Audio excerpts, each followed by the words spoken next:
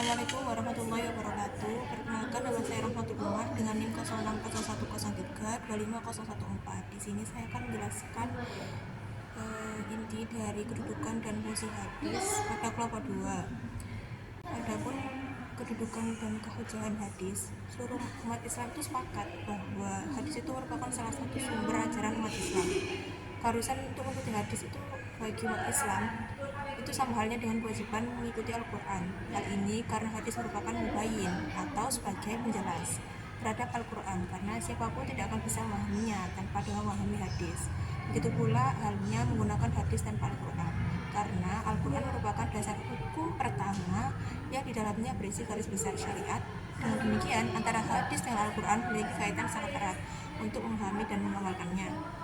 Selanjutnya ada dari Al-Quran yang berbunyi, Qul atii'ullaha wa rasulahu fa in tawallaw fa innallaha la yuhibbul kafirin. Katakanlah, taatilah Allah dan Rasulnya, jika kamu berpaling maka sesungguhnya Allah tidak menyukai orang-orang kafir. Dari ayat Al-Quran tersebut dapat ditarik suatu pemahaman bahwa ketaatan kepada Rasulullah adalah mutlak sifatnya, sebagaimana ketaatan kepada Allah. Begitu pula halnya dengan ancaman atau peringatan bagi yang durhaka. Terdapat dalil hadis Rasulullah. Pada hadis tersebut itu dijelaskan, menyatakan bahwa Al-Quran dan Sunnah itu merupakan pedoman hidup yang menuntun manusia untuk kehidupan yang lurus dan benar. Keduanya itu merupakan peninggalan Rasulullah yang diperuntukkan bagi umat Islam agar memperdomaninya. Selanjutnya ada ijma. Umat Islam itu sepakat menjadikan hadis itu sebagai salah satu dasar hukum dalam beramal.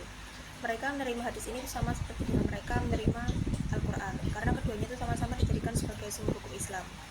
Argumentasi rasional.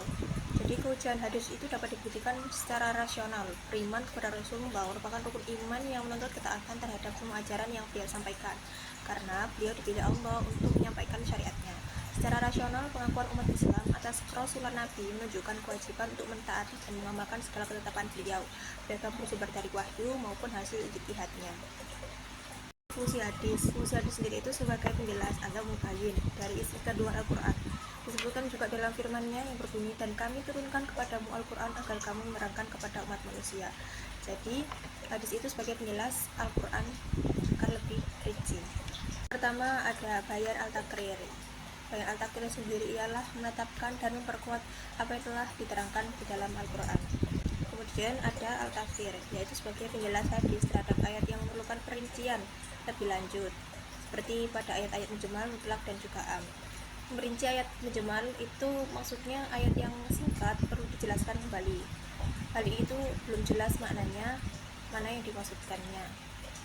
Kemudian membatasi ayat yang mutlak itu maksudnya membatasi ayat-ayat yang mutlak dengan sifat, keadaan, atau syarat tertentu.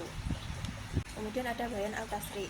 Bayan al-tasri sendiri ialah penjelasan hadis yang berupa mewujudkan, menetapkan suatu hukum atau aturan syara yang tidak didapati nasnya dalam Al-Quran. Kemudian ada juga bayan al-nas. Bayan al-nas sendiri ialah sebagai penjelasan hadis yang menghapus ketentuan hukum yang terdapat dalam Al-Quran. Mungkin sekian penjelasan singkat dari saya. Wassalamualaikum warahmatullahi wabarakatuh.